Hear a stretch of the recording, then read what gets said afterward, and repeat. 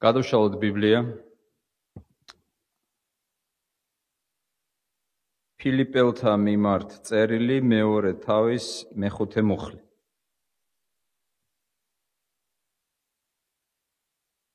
თქვენშიაც იგივე აზრები იყოს, რაც ქრისტე იესოშია.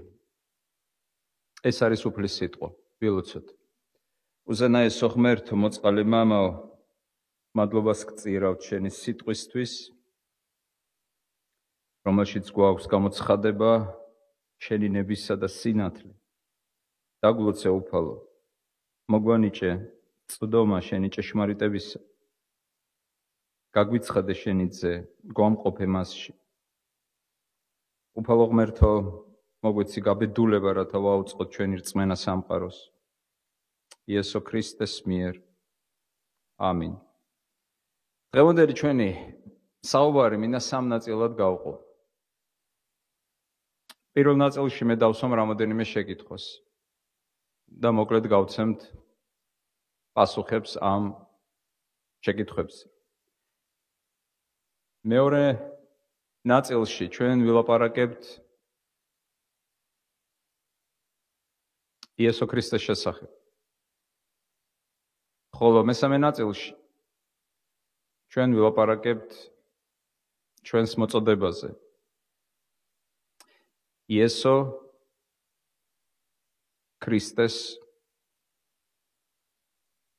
ცხოვრების თანახმად. მაშასე სამი ნაწილი. მოდი ჯერ დავსვათ რამოდენიმე შეკითხვა. სულ 4 შეკითხვას დავსვათ და ცოტაოდენი ინტერაქციაც ჩავთოთ. რა არის ჩვევა? ეს იქნება ჩემი პირველი შეკითხვა. რა არის ჩვევა? მეორე, აქვს თუ არა ჩვევას კავშირი ხასიათთან? ჩემი მესამე შეკითხვა იქნება, რა არის თუ არა კარგი და ცუდი ჩვევა? და უკანასკნელი, მეოთხე შეკითხვა. შესაძლებელია თუ არა ჩვევის დაკარგვა და შეძენა? როგორ ფიქრობთ, თქვენი აზრი? რა არის ჩვევა? რა არის ჩვევა? ძალიან მოკლედ, რომ გავიაროთ ეს შეკითხვები. რა არის ჩვევა? როგორ ჩამოაყალიბებდით თქვენს პასუხს? არავინ არ არის მსურველი?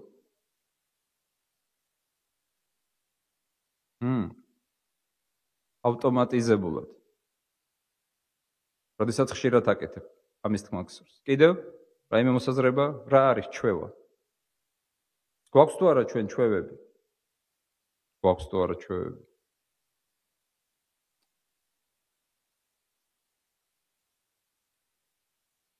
მოდით მოკლედ დავახასიათოთ ჩვევა რამოდენიმე სიტყვაში. მეცნიერული გაგებით ჩვევა წარმოადგენს მრავალჯერადი განმეორებით შეძენილ ქცევას. სხვა სიტყვებით რომ ვთქვათ, ჩვევა ეს არის გარკვეული მოქმედების ხშირი განმეორებით შეძენილი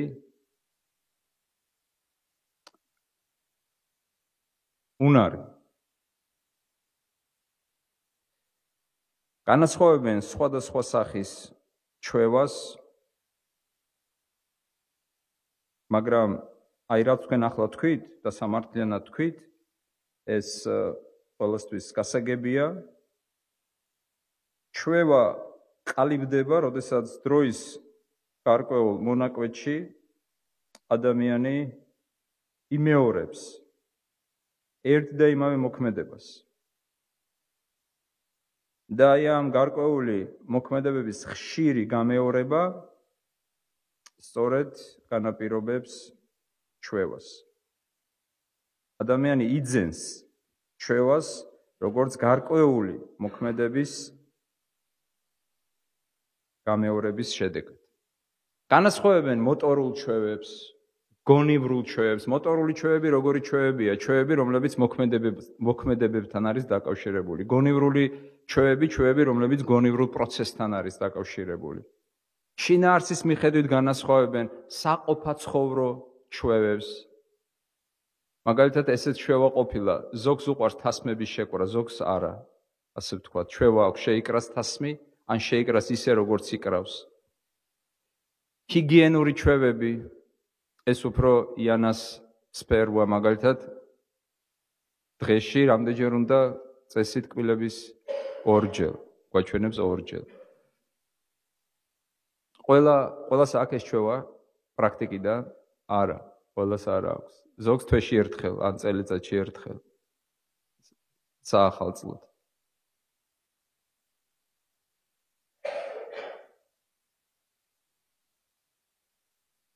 კბილების წმენდაზე ვსაუბრობთ. ესეც ჩვევაა. არსებობს სპორტული ჩვევები.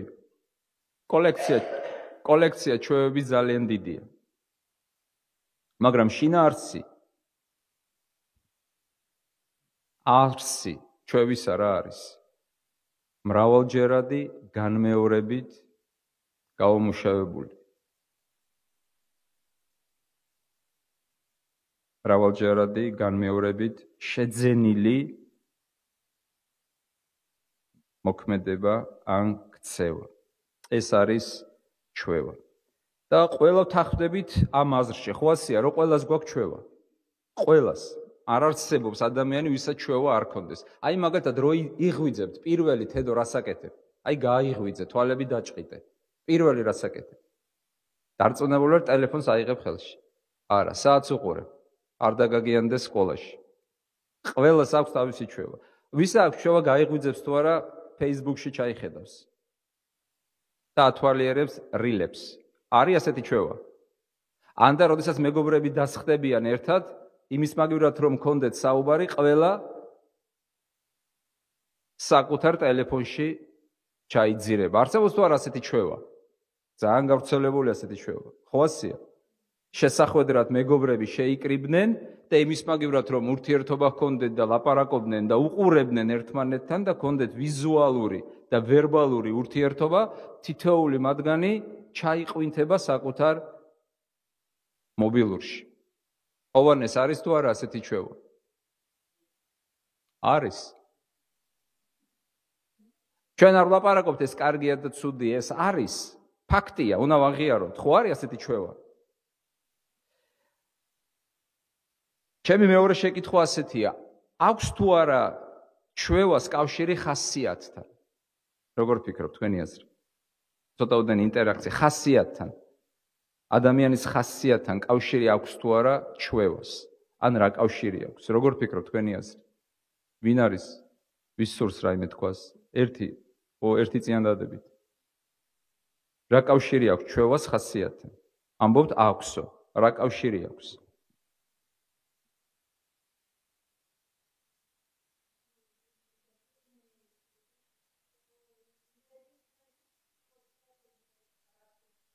ანუ სხვა სიტყვებით რომ ვთქვათ, რა კავშირი აქვს? შეიძლება ასე ვთქვათ, რომ ჩვევა არის ხასიათის საფუძველი. შეგვიძლია ვთქვა, რომ ხასიათს აყალიბებს ჩვევები. ჩვევების მიხედვით ხასიათი ვლინდება. არსებობს ერთი ძალიან ჭკვიანური გამონათქვამი. ალბათ არავინ არ იცის ვინ თქვა, ზოგი ამბობს კონფუციმ თქვა, ზოგი ამბობს ლაოციმ თქვა, ზოგი ამბობს ვინ და ვინ თქვა. დათესავ აზრს მოიმკი საქციელს. დათესავ საქციელს მოიმკი ჩვევას. დათესავ ჩვევას მოიმკი ბედისწერას. დაიჭირეთ აზრი, გავიმეორო კიდევ. კიდევ ერთხელ თქვა.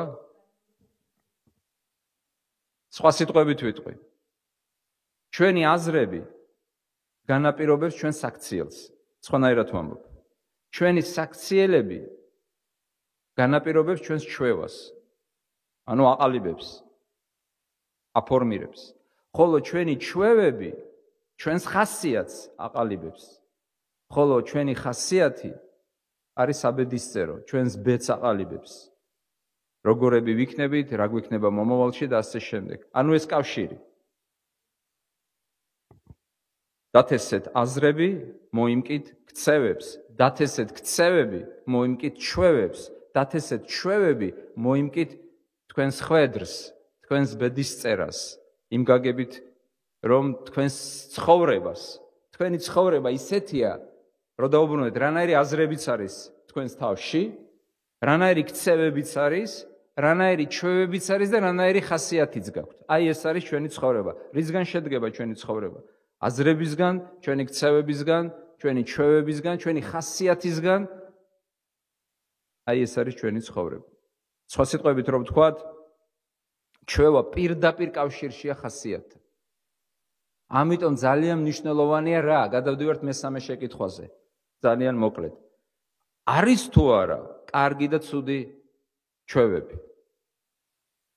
ანუ ჩვევები შეიძლება იყოს შეფასებითად კარგი და ცუდი. აბა რა არის ცუდი ჩვევა? მაგალითად, ილია, რა შეიძლება ცუდი ჩვევა იყოს? სიგარეტის მოწვევა კარგი ჩვევაა თუ ცუდი? რატო კარგი ჩვევა? ამშვიდებს ადამიანს. მაგალითად, სპერჯენი ყველა თავის კარგ ქადაგებას სიგარის გაბოლვის დროს ადგენდა. მშვიდდებიო ასეო. ასეთი სკამი ქონდა, რომელზეც ის ასე მოძრაობდა, საქანელის სკამი, სიგარას დაიჭერდა ხელში, აბოლებდა და მაშინ მოდიოდა ის აზრები. ასე რომ, როდესაც კითხულობ თქვენ სპერჯენის ლექციებს, ჩათვალეთ, რომ ეს სიგარის გაბოლების დროს წარმოშობილ აზრებს კითხულობთ. კარგია თუ ცუდი ჩვევა? სხვადასხვა მიანება მე სიგარის მოწევას თავი. რატომ? იმიტომ კი არა, რომ ეკლესიაში უთხრეს, პასტორი იყო და ეწეოდა. იმ დროს ეს არ ითვლებოდა რაღაც ცოდვად. რატომ მიანება? არა, ფული ქონდა. ფული ქონდა. არა, იცით რატომ მიანება თავი? არა, არ გახდაავად. რატომ არავითარ არ ითვლებოდა. ეს დღეს ვიცით, რომ კიბოს იწვევს, თორე იმ დროს სიგარა ითვლებოდა კარგ ქცევად, ქცევის წესად საზოგადოებაში. სიგარა აუცილებლად უნდა გაგებოლა. რატომ? იცით ისტორია სპერჯენმა, რომა, მე მგონი შენ იცი, ხო? რატომ მიანება? ერთხელ გადადიოდა ლონდონში ცხოვრობდა. მისი ეკლესია, სადაც ის მსახურობდა, ლონდონში იყო განლაგებული. და როდესაც გადადიოდა ქუჩაზე, რეკლამა იყო. სადაც ეწერა, იყიდეთ ჩვენი სიგარები, თავად სპერჯენი ეწევა ამ სიგარებს. და მოუვიდა გული ჩემზე ფულს რატომ უნდა აკეთებდნენო და შეწყვიტა საერთოდ სიგარის მოწევა. ასეა ისტორია, მაგრამ უბრუნდები ჩვენს ჩვევებს. სიგარეტის მოწევა კარგი ჩვევაა თუ ცუდი ჩვევაა? რატომ არის მავნე ჩვევა? ჯერ ერთიც ფულს ხარჯავ თუ არა? კი, მეორე ჯანმრთელობას ისპობ. მესამე კიდე რა? სხვას ავნებ. კი, ზოგი იტყვის სწავლად ცალკე გავაბოლებო. კიდე რა აქ ცუდი? დამონებული ხარ ამაზე პრაქტიკულად, ხო? ამის გარეშე არ შეგიძლია. ცუდი მაგალითია სხვისთვის და ასე შეიძლება გავაგრძელოთ. კიდევ რა ჩვევა შეგვიძლია ვთქვათ, ცუდი ჩვევა რა არის? ბევრის ჭამა საჭმელის ცუდი ჩვევაა თუ კარგი ჩვევა? საჭმელის ჭამა ჩვევა შეიძლება გადაიქცეს? ყოველ დღე ლუდისმა შეიძლება ჩვევად იქცეს?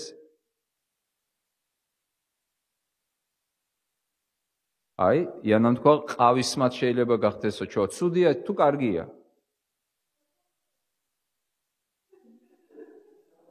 ბათუმში როგორც წესი 4-5 ჭიქა დღეში, ეს არის ნორმა. ყავა უნდა დაილიოს, თუ არა და ბათუმელი ვერ ახართ. 4-5 ყავა, ნალექიანი პატარა. ზოგი უფრო მეცვამთ? არა, 4-5 ხო, მეტი არ ვიცი. კარგით. წიგნების კითხვა შეიძლება ჩვევად იქცეს? არ კითხვა? თედო, არ კითხვა შეიძლება ჩვევად იქცეს? თედო, წიგნების არ კითხვა შეიძლება ჩვევად იქცეს? კითხვა?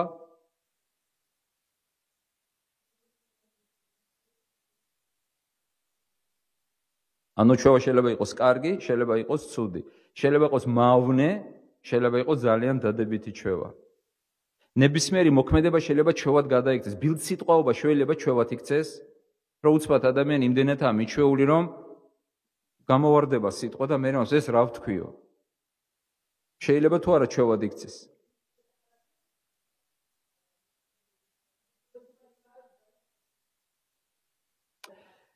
ესე იგი, ჩვენ მივოდექით საკითხს, რომელიც ამბობს, რომ ჩვევა შეიძლება იყოს კარგი, შეიძლება იყოს ცუდი. ბიბლიაში ძალიან მრავალი მაგალითია კარგი და ცუდი ჩვევის. ისევ როგორც ჩვენს ყოველდღიურ ცხოვრებაში.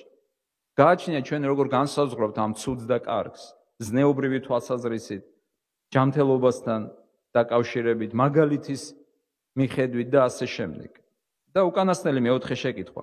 შესაძლებელია თუ არა ჩვევის დაკარგვა ან შეძენა? აი მაგალითად, არა გაქვთ ჩვევა და შეიძინოთ ჩვევა. ან გაქვთ ჩვევა და დაკარგოთ ჩვევა. ხო შეიძლება ადამიანმა თქვას, მე მიჩვეული ვარ, მე სხვანაირად არ შემიძლია, შესაძლებელია თუ არა ასეთი ჩვევის ჩამოცილება? როგორ ფიქრობთ, ილია? კი? აბა რატო ამბობენ კუზიანს მარტო სამარე ასწორებსო? რატო ამბობენ, რომ თუ ხარ მიჩვეული რაღაცაზე, არა აქვს მნიშვნელობა, გინდა 100 ჯერ მოინათლე ეკლესიაში 20 წელი იარე, როგორიც ჩვევა ქონდა, ის ჩვევა განაგრძობს შენში ცხოვრებას. შესაძლებელია თუ არა გეკითხებით, მიპასუხეთ, რომ ადამიანმა ჩვევა დაკარგოს, ან ჩვევა ახალი შეიძინოს ნებისმიერ ასაკში. ზოგი ამბობს, მე უკვე არა ვარ იმ ასაკში, რომ ეს ჩვევა დავატოვო. როგორ? მაგი წიკია. ჩვევა. არაფერი ეს ჩვენ გვეხება. არ არის ყველაფრის გაგების სურვილი კარგი. ეს ჩვენი ამბავია. მე მინდა გითხრათ ერთი რამ, რომ დავფიქრდეთ ამაზე. იმიტომ რომ ეს აზრი ძალიან ფესვგადგმულია ჩვენში. იცით რა აზრი, რომ ჩვევა თუ შეიძინე ერთხელ, ის სამუდამოდ არის შენთან, შენი მეგზურია, ვერ მიატოვებ. თუმცა შეიძლება ძნელი იყოს, ხო ასია? რომელი უფრო ძნელია, ჩვევის დაკარგვა თუ ჩვევის შეძენა? იანა? შეძენა უფრო ძნელია, ვიდრე დაკარგვა, ილია? რომელია უფრო რთული? ილია ამბობს დაკარგვა უფრო რთულიაო, იანა ამბობს არაო. ეს მომწონს ასთა სხვადასხვაობა. ორთავე ძალისხმევას მოიჭრას, მაგრამ უფრო რომა შე როგორ ფიქრობ, რომელია უფრო ადვილი, დაკარგო თუ შეიძინო?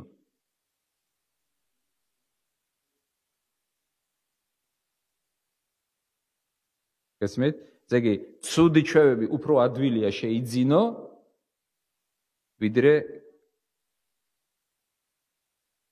ვიდრე დაკარგო, ხო? კეთილი ჩვევები. ვიდრე კეთილი ჩვევები, მაგრამ დაკარგვა? ანუ ჩამოცილება. მოდით, იყავით გულწრფელნი. შემომხედეთ, თედო ვერ გხედავ მე, ისე ნუ გექნება, რომ ვერ დაგინახო, ეკრანი გფარავს. მინდა რომ თქვენს გიყუროთ თვალებში. მე ყოველს უყურებ აქედან. ცოტა ან აქეთ გამოიწიან ისე რომ გიყურო. მოდით გავაკეთოთ ასეთი თვით ანალიზი დღეს. ქონიათ ისეთი ჩვევა, რომლისგანაც თქვენ გადაეჩვიეთ. და გაქვთ თუ არა ისეთი ჩვევა, რომელიც თქვენ არასდროს არ ქონიათ და შეიძინეთ თქვენს პირად ცხოვრებაში. უბრალოდ დაფიქრდით ერთი 60 წამი. ქონიათ თუ არა ისეთი ჩვევა, ჩვევა ქონდათ ჩამოყალიბებული და გადაეჩვიეთ. აღარა გაქვთ ეს ჩვევა. დღეს შეგიძლია თქვათ, მე ეს ჩვევა აღარა მაქვს. არ აქვს მნიშვნელობა კარგი თუ ცუდი. რაღაცა ქონდათ მოტმასნებული. ჩვევა რა არის? მრავალჯერადი განმეორებადი მოქმედებების შედეგად შეძენილი ქცევა. და გაქვთ თუ არა ისეთი ჩვევა, რომელიც შეიძინეთ. არის ასეთი რამ, ილი არის? რამე არ მინდა რომ თქვა. ყველაფერი საჯაროდ არ ითქმება, ხო იცით? არ ითქმება საჯაროდ ყველაფერი. თანაც ეხა მიდის ჩაწერა. მინდა გითხრათ, ვის ცხოვრებაშიც მომხდარა ასეთი რამ, თხოვთ დამიდასტუროთ. დამიდასტუროთ, ყოფილა თუ არა თქვენ ცხოვრებაში ჩვევა, რომელიც აღარა გაქვთ, და ისეთი რამ, რაც არ ქონდათ და შეიძინეთ. ახლა ცოტა გამომძავროთ ჩვენი ბოლო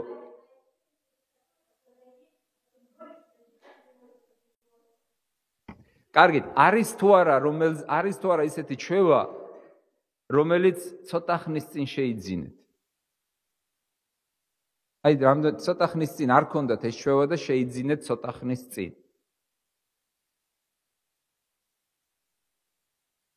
სიგარეტის წევა?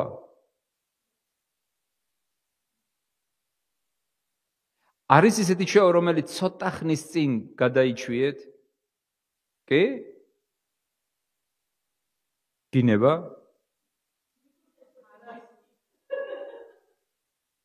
კარგით, მე მინდა რომ ჩვენ ამაზე დავფიქრდეთ და ჩვენი საუბრის მეორე ნაწილზე გადავიდეთ. აი ახლა, ძალიან მნიშვნელოვანი შეკითხვა. მაღლაც.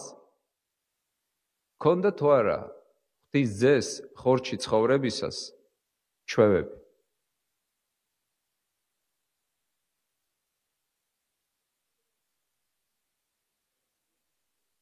სხვანაირად დავსვამ შეკითხვას. იესო ქრისტეს სახარებების მიხედვით, თუნდაც ახალი აღთქმის მთელი ტექსტის კორპუსის მიხედვით, ქონდა თუ არა ჩვევები? ვინ ფიქრობს, რომ ქონდა ჩვევები, აწიოს ხელი. ვინ ფიქრობს, რომ არ ქონდა ჩვევები? ასეთი. ზე ქრისტეს ქონდა ჩვევები.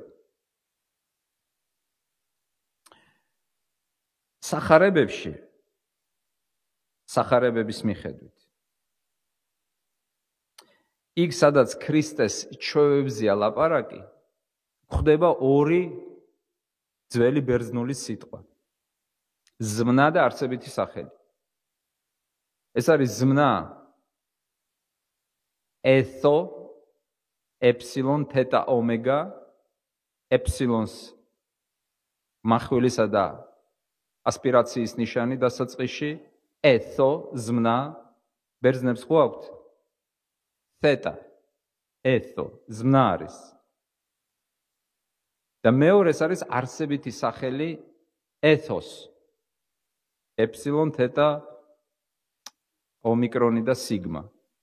და ეფსილონს დასაწყისში მახვილისა და ასპირაციის ნიშანი. ესე იგი, ორი სიტყვა გვხვდება ჩვენ, ეს არის ზმნა და არსებითი სახელი, როდესაც ლაპარაკია ქრისტეს ჩვევაზე. და აი ამ სიტყვის მიხედვით რამოდენიმე ტექსტი გვაქვს სახარებებში, სადაც ლაპარაკია ქრისტეს ჩვევაზე. მოდით ნახოთ პირველი ლუკას 4:16. კითხულობ. მივიდა ნაზარეთს, სადაც აღზრდილი იყო და როგორც სჩვეოდა, შაბათ დღეს შევიდა მათ სინაგოგაში და წასაკითხად დადგა. აქ არის გამოყენებული ზმნა ეთო. ქრისტეს სინაგოგაში დადიოდა, მე ვკითხულობ ბაჩანა ბრეგვაძის თარგმანით. როგორც სჩვეოდა, ზმნა არის.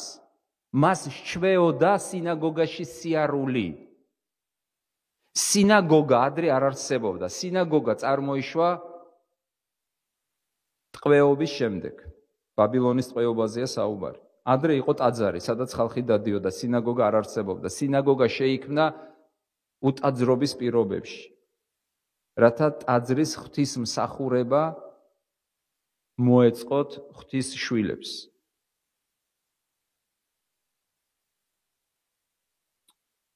ტყვეობაზეა ლაპარაკი. შემდეგ ტყვეობიდან დაბრუნდნენ ისრაელიანები. და წმინდა მიწაზეც განლაგებული იყო სინაგოგები ტაძრის გარდა, იმიტომ რომ ტაძარი კვლავ აღდგა, გახსოვთ ნეემიასა და ეზდრას დროს. მაგრამ მინდა რომ მიაქციოთ ამას ყურადღება. ქრისტე, იესო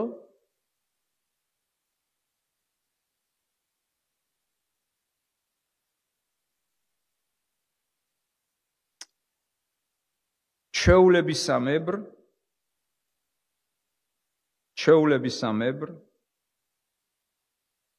შაბათ დღეს შევიდა სინაგოგაში. სხვა სიტყვებით რომ ვთქვათ, მას ეს ჩვეულება უკვე გამომუშავებული ქონდა. ბავშვობიდანვე. საიდან ვიცით ბავშვობიდანვე? შემდეგი ადგილი, ლუკას 2:42. კითხულობ. ისევ ბაჩანა ბრეგვაძის თარგმანი. და როცა 12 წლისა გახდა, ჩვეულებისამებრ იერუსალიმში დღესასწაულზე ავიდნენ. ანუ დადიოდა დღესასწაულზე იერუსალიმში, ტაძარში, არა მარტო სინაგოგაში, არამედ ტაძარში. ქრისტეს ჰქონდა ჩვევა. დაწესებულ დღესასწაულებზე ევლო ტაძარში და დაწესებულ დღეს იმ ქალაქში, სადაც ცხოვრობდა, ევლო სინაგოგაში. ეს იყო ქრისტეს ჩვევა.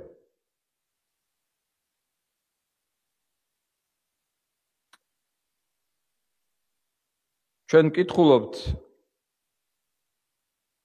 ლუკას სახარებაში მეორე თავის 52 მუხლში, რომ იესოს ემატებოდა სიბრძნე და ტანი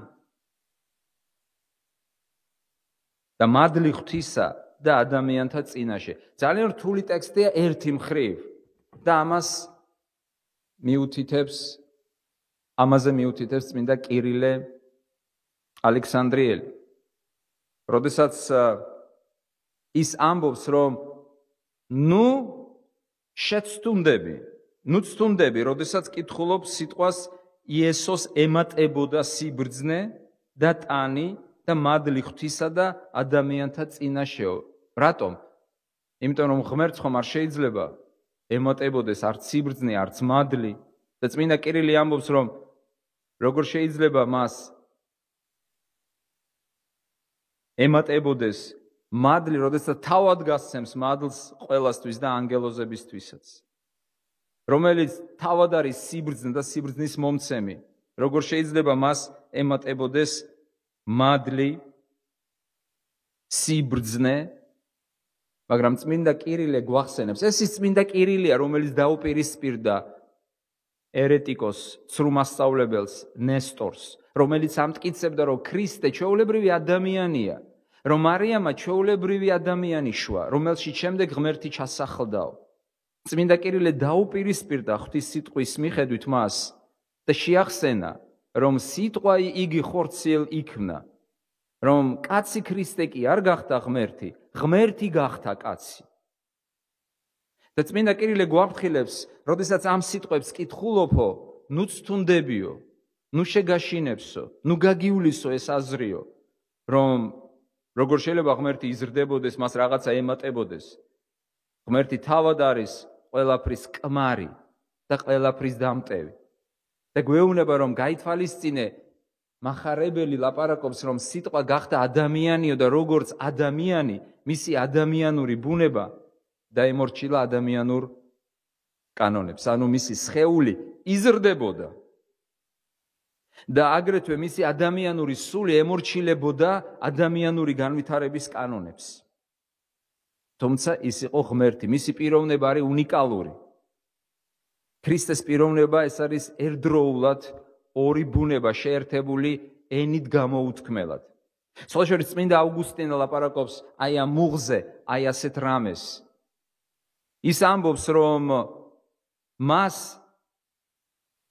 ეკუთვნოდა თანასწორობა ღმერთთან, როგორც ღვთის ძეს, არა მადლის მიერად, ჩვენ მადლის მიერად ვართ ღვთის შვილები, არამედ ბუნებითად. ხოლო როდესაც გახდა ღვთის ძე ადამიანი, ამბობს ნეტარი ავგუსტინე, როდესაც წმინდა სამების პირი გახდა ადამიანი, მას ეკუთვნის უკვე ადამიანური ბუნება, ანუ იყოს ადამიანი, ადამიანურობა, კაცობრიობა, კაცებრივი ბუნება, არა ბუნებით, არამედ მადლითო. ანუ ჩვენ უნდა დავინახოთ ეს განსხვავება. ქრისტე დაიბადა, ღვთის ძე გახდა როგორც ადამიანი. როგორც ადამიანი ის იზრდებოდა. როგორც ადამიანი მას უყალიბდებოდა კონკრეტული ჩვევები. და რა ჩვევები ჩამოუყალიბდა მას? ერთი შეკითხვა მინდა გითხრათ, ვინ მიაჩვია ქრისტე ბავშვობიდანვე? გავითვალისწინოთ აგრეთვე როგორც დევიზა და როგორც წინამძღოლად წმინდა კირილე ალექსანდრიელისა და ნეტარი ავგუსტინეს ამ მუღზე გაკეთებული კომენტარები განმარტებანი, რომ არასწორად არ გავიგოთ ქრისტეს გაზრდა, როგორც მისი სხეული იზრდებოდა, ხო იზრდებოდა მისი სხეული, ასევე წერია ის იზრდებოდა მადლში, ის იზრდებოდა სიბრძნეში. მე ვუბრუნდები ჩემს შეკითხვას, ვინ მიაჩვია ქრისტე ბავშვობიდანვე ევლო ტაძარში და სინაგოგაში? როგორ ფიქრობთ? 12 წლის ქრისტე ვინ ჩამოიყვანა? მარიამმა და მიწიერმა მამამ იოსებმა. დიახ.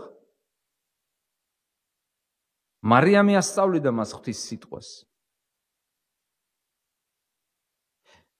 აღარ წავიკითხავთ აი ამ ფრაგმენტს. გახსოვთ როგორ დარჩა ქრისტე მამის ტაძარში და მარიამი და იოსები 3 დღის შემდეგ დაბრუნდნენ. შვილო, რა გვიყავიო? გეძებდითო. და რა მდგომარეობაში ნახეს მათ ქრისტე? ილია, რა მდგომარეობაში ნახეს ქრისტე ტაძარში, რა შვებოდა? როგორ? არაფერს არ ავრცელებდა და არაფერს არ კითხულობდა. წავიკითხო ეხლა თავიდან ეს ტექსტი, არ გახსოვთ? დიახ, დიალოგში იყო, უსმენდა, ეკითხებოდა, პასუხობდა. არ გახსოვთ? ლუკას მეორე თავი. ბავშვი, 12 წლის ბავშვი, ეკითხებოდა, პასუხობდა, კითხვას უსმევდნენ და ყველა გაოცებული იყო მისი პასუხით. ეს იყო კითხვა-პასუხის მეცადინეობა. ბავშვობიდანვე მშობლებს აქვს თუ არა პასუხისგებლობა შვილები, ბავშვობიდანვე მიაჩვიონ ეკლესიაში სიარულს. სხვა ამბავია შემდეგ ივლიან თუ არა. ეს მათი გადასაწყვეტია. მაგრამ მშობლების ვალი რა არის? მარტო გაზარდონ, უბრალოდ შვან, თუ რაღაცა ჩვევები დაამყნონ მათ ცხოვრებაში. ეს ძალიან მნიშვნელოვანი ხაზია. ქრისტეს ჰქონდა ჩვევა, ის როდესაც ნაზარეთში გაიზარდა, მას ჰქონდა ჩვევა ყველა დაწესებულ დღეს წასულიყო სინაგოგაში, ყველა დაწესებულ დღესასწაულს წასულიყო იერუსალიმში. გვაქვს თუ არა ჩვენ ამის ჩვევა? ეს ჩვენი საუბრის მესამე ნაწილია, მაგრამ ეს წინ ვსწრებათ ეს შეკითხვა. მეორე ადგილი, სულ რამოდენიმე ადგილია ქრისტეს ჩვევაზე და ეს ორი ბერძნული სიტყვაა გამოყენებული, ეთო და ეთოს, ზმნა და არსებითი სახელი. მოდით მეორე ადგილი ვნახოთ. მეორე ადგილი ეს არის ლუკას 22:39. აქაც ქრისტეს ერთ ძალიან მნიშვნელოვან ჩვევაზეა ლაპარაკი. ერთი, მას ჰქონდა ჩვევა ევლო ტაძარში და სინაგოგაში. მეორე რა ჩვევა ჰქონდა? ვკითხულობ ბაჩანა ბრეგვაძის თარგმანით. გამოვიდა და ჩვეულებისამებრ, აქ უკვე არსებითი სახელია ეთოს, გაემართა ზეთისხილისკენ და მისდევდნენ მისი მოწაფეები. რატომ ავიდა ის, ან რატომ ადიოდა ზეთისხილის მთაზე? იესოს უყვარდა განმარტოებები. უდაბური ადგილი, ჩაინიშნეთ ეს ადგილი, ლუკას 33 ადგილია მთელ სახარებაში, მინდა რომ ეს კარგად მოინიშნოთ. რატომ დაკეცეთ ბიბლია? ბიბლია დაიკეცება? თანაჩვენი საუბარი არ დაგვიმთავრებია. პირველი ადგილი რომელი იყო? ლუკას 4:16. რა ჩვევაზეა იქ ლაპარაკი? ქრისტეს ჰქონდა ჩვევა სინაგოგაში ევლო. 12 წლის ეს მეორე ადგილი ამ ჩვევასთან აგრეთვე მიმართებით. 12 წლის ქრისტე უკვე მიჩვეული იყო ევლო დღესასწაულებზე. მეორე ადგილი, ქრისტეს ჰქონდა ჩვევა ზეთისხილის მთაზე განმარტოებისა. ის არა მარტო ზეთისხილის მთაზე განმარტოვდებოდა უდაბნოში, უდაბურ ადგილას. მას უყვარდა ეს მთა. საოცარი მთა არის, მე ვარ ამ მთაზე ნამყოფი. არაერთგზის. ამ მთაზე არის შესანიშნავი ეკლესია, აი ვინც გვიყურებს და ვინც იერუსალიმში ნამყოფია, გაიხსენებს. შესანიშნავი კათოლიკური ეკლესია, უფლის ცრემლის ეკლესია. და ეკლესიას აქვს ცრემლის მოყვანილობა. და რო შედიხარ ამ ეკლესიაში, მთელი ხედი, მთელი იერუსალიმისა ჩანს. ეს არის სწორედ ის ადგილი, საიდანაც იესომ დაიტირა იერუსალიმი, ამიტომ ქვია იმ ეკლესიას უფლის ცრემლის ეკლესია. იესოს უყვარდა ამ ეკლესია, უბრალოდ მთაზე ასვლა, ამ მთაზე ლოცვა, ზეთისხილი. გეციმანია სწორედ იქ არის, ქვემოთ. სწორედ ზეთისხილისკენ გაემართა ქრისტე, როდესაც ის აიყვანეს. განმარტოება. შეიძლება თუ არა ვთქვათ, რომ იესოს ჰქონდა ჩვევა ლოცვისა. ხშირად წერია ქრისტეს ლოცვაზე. ისევ ჩვენ წმინდა კირილე ალექსანდრიას მინდა დაუბრუნდი. არ შეგვაბრკოლოს ამ სიტყვამ ქრისტემ ლოცველი. ის ღმერთია, თუ ღმერთია ვიზე ლოცულობს თავის თავზე, არ დაგვავიწყეს. წმინდა კირილე ამბობს, ნუ შეგაბრკოლებთ, რომ იზრდებოდაო, რომ ემატებოდაო სხეულიო. იმიტომ რომ აქ ადამიანური განზომილებით უნდა ვილაპარაკოთ. ქრისტე უნიკალური პიროვნება, ის ღმერთია და ადამიანია. და ემშვიდობეთ ნესტორს. და ნუ ვიფიქრებთ ნესტორის მსგავსად. თქვენ გონიათ მოკვდა ეს სრულსწავლება? ნესტორი კი მოკვდა, მაგრამ თავად ეს აზრი აქ-აიქ გამოშჭვივის ხოლმე. და ეკლესიის მამები გვეხმარება ჩვენ, რომ არ დაუშვათ მისი ოდნავადაც კი გამოჩენა. ჩვენს წიაღში და ჩვენს ცნობიერებაში. ქრისტე იესო არის ჭეშმარიტი ღმერთი, რომელიც გახდა ადამიანი. და არა ადამიანი, რომელიც შემდეგ თითქოს და გახდა ღმერთი, ან მასში ჩასახლდა ღმერთი. მაგრამ ქრისტეზე რა წერია, ის ლოცულობდა, ბერს ლოცულობდა და ჩვენ ვიგებთ ერთ საიდუმლოებას ქრისტეს ცხოვრების, ქრისტეს ხასიათისგან. ჩვენ ხო ვთქვით, რომ ჩვევა დაკავშირებულია ხასიათთან. ხო ასეა? ხასიათის საფუძველი არის ჩვევა. ქრისტეს ჰქონდა ჩვევა ეკლესიაში სიარულისა. ჩვენი გაგებით ეკლესიაში, სინაგოგაში, ტაძარში სიარულისა.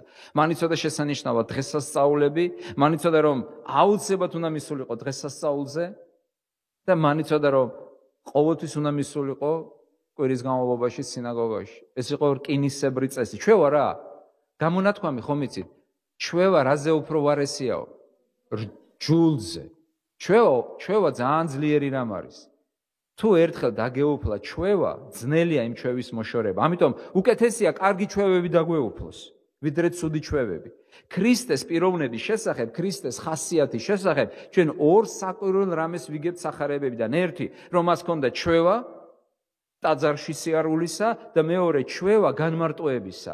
მოდით მესამე ადგილიც ვნახოთ. სულ 3-4 პასაჟია, მაგრამ 3 მოწოდება სახარებიდან ქრისტეს ჩვევის შესახებ. პირველი, რომ მას უყვარდა ტაძარში და სინაგოგაში სიარული და მეორე, მას უყვარდა განმარტოება და მესამე, მარკოზის 10:1. ვკითხულობ მარკოზის 10:1. აქაც ჩვენ ვხედავთ ზმნას ეთოს. ბაჩანა ბრეგვაძის თარგმანით ვკითხულობ. წამოვიდა იქიდან და მივიდა იუდეის მხარეში, იორდანეს გაღმა. კვლავ მიაშურა მას ხალხმა და როგორც შჩვეოდა, კვლავ ასწავლიდა მათ. მას ჰქონდა ჩვევა ღვთის სიტყვა მიეწოდებინა სხვებისთვის. ეს უკვე ჩვევა ჰქონდა მას. რატომ? იმიტომ რომ ძალიან უყვარდა ღვთის სიტყვა, დაწერილი სიტყვა. 12 წლის ქრისტე ტაძარში კითხულობს, ეკითხება, პასუხს იგებს, მარიამი მას ასწავლის, უკანასკნელი სიტყვები ქრისტესი რა იყო? ჯვარზე. ახლა არ თქვათ აღსრულდაო, თორე არ ვიცი რა დამემართება. 1000 ჯერ ვთქვით ეს, აღსრულდაო აღარა თქვათ. აღარც მწყურიაო არ თქვათ. სულ 7 სიტყვა წარმოითქვა ჯვრიდან ქრისტეს მიერ. რა იყო მისი უკანასკნელი სიტყვები? მაგის საერთოდ, მაგი პირველი სიტყვა იყო, მიუტევე. ვინაიდან არ იციან რას აკეთებენ. როგორ? ეს იყო უკანასკნელი სიტყვები. დავიმახსოვროთ რა? რაღაცნაირად მიყურებ, თითქოს რაღაც უცხოელი ვარ, უცხო პლანეტელი ვარ. რამე თითქოს უცხოური რამ თქვით. ბიბლიის სიტყვებით აღასრულა სული. ეს ციტირება ფსალმუნთა წიგნიდან. გადმოგცემ ჩემს სულს. ეს არის სიტყვები. ამ სიტყვებით ღვთისმოსავი ებრაელი დედა ყოველთვის ასწავლიდა შვილებს ლოცვას ძილის წინ. ეს იყო ძილის პირული. ებრაელი, როდესაც ძილს იძინებდა ბავშვი, ლოცულობდა აი ამ სიტყვებით. როცა ქრისტე მიიძინა ჯვარზე და აღასრულა თავისი მისია, აი ამ სიტყვებით დაემშვიდობა მიწიერ ცხოვრებას. წარმოგიდგენთ, როგორ ქონდა საღვთო წერილი შესისხლ ხორცებული, როგორ უყვარდა წმინდა წერილი, წმინდა წერილი ცხოვრობდა, წმინდა წერილს სწავლობდა, არა ისე როგორც მწიგნობრები და წმინდა წერილს უზიარებდა ყოველთვის. ახლა კი ჩვენი საუბრის უკანასკნელი ნაწილი, ის რაც წერია სახარებებში ქრისტეს ჩვევებზე. ამ ყველაფერს რა კავშირი აქვს ჩვენთან დღეს? რა კავშირი აქვს? ჩვევა შეიძლება იყოს გამომუშავებული. ხომ ასია? მაგალითად, ბალზაკი ამბობს ცნობილ თავის რომანში მამა გორიო. რასტინიაკი, სამედიცინო ინსტიტუტის სტუდენტი. ის იყო ერთი იმ სტუდენტთა შორის, რომელმაც გაჭირვებამ მიაჩვია შრომასო. გაჭირვებამ შეიძლება ან შრომას მიგაჩვიოს, ან სხვა რამეს. რასტინიაკი მიაჩვია შრომას, ანუ რაღაცამ გამოიწვია მის ცხოვრებაში მიჩვევა. შრომა შეიძლება ჩვევად გადაიქცეს. არსებობს ადამიანები, რომელ ასაკშიც არ უნდა იყვნენ, არ შეუძლიათ ერთ ადგილას გაჩერება, რაღაცას აკეთებენ. კი არიან, რომლებიც არაფერს არ აკეთებენ. მაგრამ მე იმის თქმა მინდა, რომ ჩვენ ქრისტეს სახით ყავს არა მარტო გამომსყიდველი, არამედ შესანიშნავი მაგალითი. მინდა წაგიკითხოთ მათეს სახარების მე-11 თავიდან 22, 29, 30 მոխლები. ბაჩანა ბრეგვაძის თარგმანი. ერთი წუთით, აი შემომხედეთ, ქრისტე ვინ არის დღეს ჩვენთვის? უპირველეს ყოვლისა ის არის გამომსყიდველი. ხომ ასია? მან გადაიხადა უდიდესი ფასი იმისათვის, რომ ჩვენ გამოვესყიდეთ. ქრისტე ჩვენთვის არ არის პირველ რიგში მოძღვარი.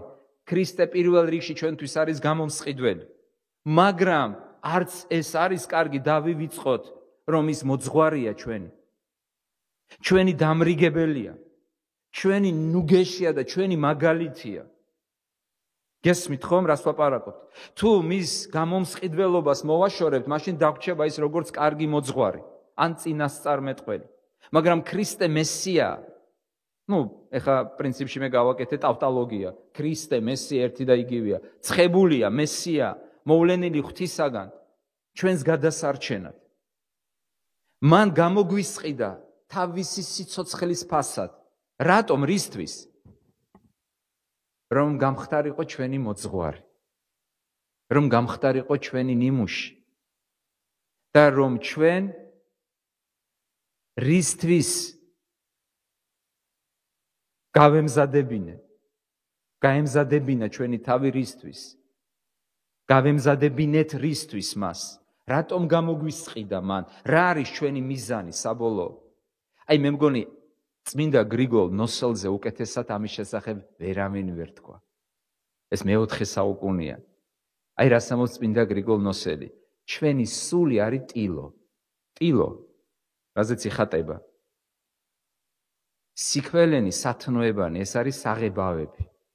ხოლო ხატება, პორტრეტი, ქრისტე, საიდანაც უნდა გადმოვიწეროთ ეს ნახატი ჩვენს სულში. რისი თქმა სურს წმინდა მამას? ეს შედარება გაიგეთ შესანიშნავესად, მოკლედ და ლაკონურად. ჩვენი სული, ადამიანური სული, ეს არის დასახატი ტილო, რაზეც უნდა გამოისახოს სურათი. ჩვენში უნდა გამოისახოს სურათი. რა იყო ჩვენი ძირითადი ტექსტი, რითაც დავიწყეთ ჩვენი საუბარი? ფილიპელთა მეორე თავი. ჩვენში უნდა იყოს ის აზრები, რაც ქრისტეშია. სხვა სიტყვებით რომ თქვა, ჩვენ სულში უნდა გამოისახოს ქრისტე. ეს არის მიზანი. რა არის მიზანი? ზოგი ამბობს, მიზანი არის ჩვენი გადარჩენა. არა, ჩვენ გადაგვარჩინა ღმერთმა.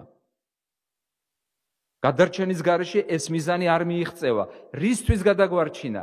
რომ ქრისტე დაიხატოს ჩვენში. რომ ჩვენ ქრისტეს იმდენად მიუახლოვდეთ, იმდენად მივედევნოთ, იმდენად დავუახლოვდეთ, რომ გავხდეთ მისი ასლი. ქრისტიანი ხო ამას ნიშნავს. ქრისტეს მიმსგავსება. რატომ შექმნა საერთოდ ღმერთმა ადამიანი? შესაქმეში პირდაპირ წერია შექმნის მიზანი. შექმნათ ადამიანი ჩვენს ხატად და ჩვენს მსგავსად. ეს იყო ჩანაფიქრი. ჩანაფიქრი არ შეცვლილა. ქრისტემ ეს ჩანაფიქრი განახორციელა. ადამიანი ცოდვის გამო მოწყდა ღმერთს და მას დასჭირდა დაბრუნება. გამოსყიდვის გარეშე ეს შეუძლებელია, მაგრამ ეს აზრი ძალიან მნიშვნელოვანია. წმინდა გრიგოლ ნოსელი არ დაგვავიწყდეს. კიდევ ვიმეორებ, ძალიან მოკლედ და ძალიან კონკრეტულად, ლაკონურად და ხატოვნად, მეტაფორულად გამოხატა ჩვენი დანიშნულება. ჩვენი დანიშნულება არის დამსგავსება ღმერთზე, ქრისტეზე და მასთან მოზიარეობაში ყოფნა. გამოსყიდვის გარეშე ეს შეუძლებელია. მან გადაიხადა საფასური, რომ ჩვენ სულზე ქრისტე გამოიხატო. ზოგს გონია, რომ ქრისტემ გადაგვარჩინა. იცით, არსებობს ერთი ძალიან ცნობილი წიგნი ბრიტანელი ღვთისმეტყველისა, თანამედროვეა ის, დარხემის ეპისკოპოსი რაიტი. რწმენის შემდეგ, ასე ქვია აი ამ წიგნს.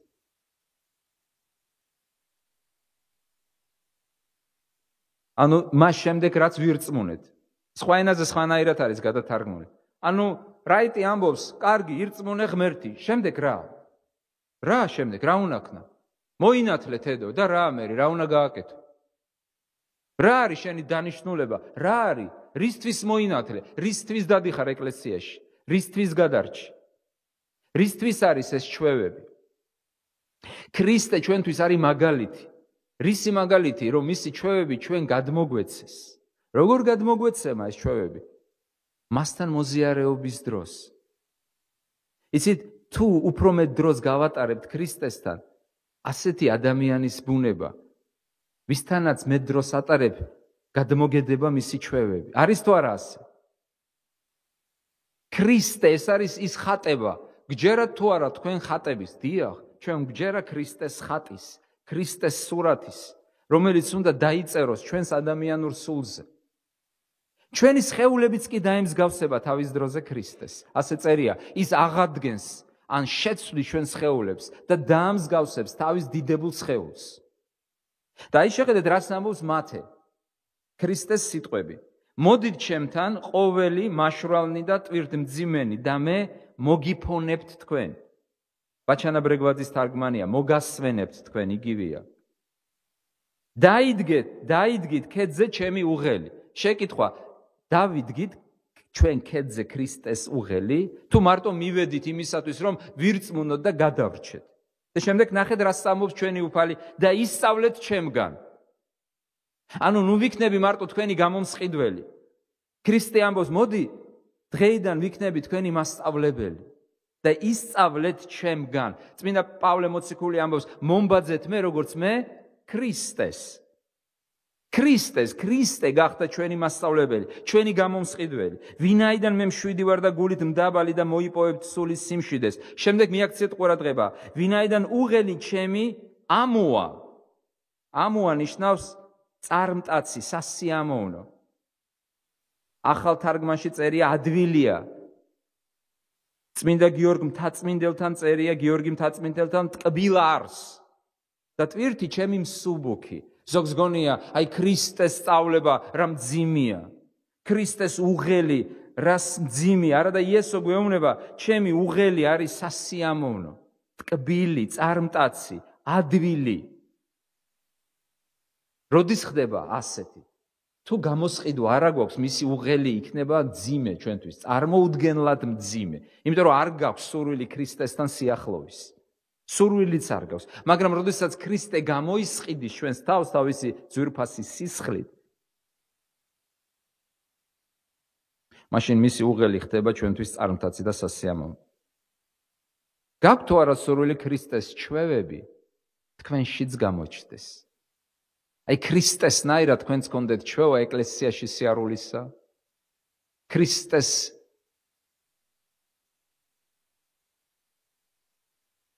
მიხედვით, ქრისტეს მსგავსად ჩვევა განმარტოებისა და ლოცვისა და ქრისტეს მიხედვით ღვთის სიტყვასთან აი წარმოუდგენელი სიყვარულისა, რომ შეითვისო და სხვებსაც გადასცეთ ეს სიტყვა და სხვებსაც გაუზიაროთ. და ეს შესაძლებელია მოხდეს ჩვენ ცხოვრებაში. თუ ჩვენ მივიღებთ მას როგორც ჩვენს მხსნელს და ჩვენს უფალს. და მივცე შესაძლებლობას გახდეს ჩვენი ერთადერთი მოძღვარი.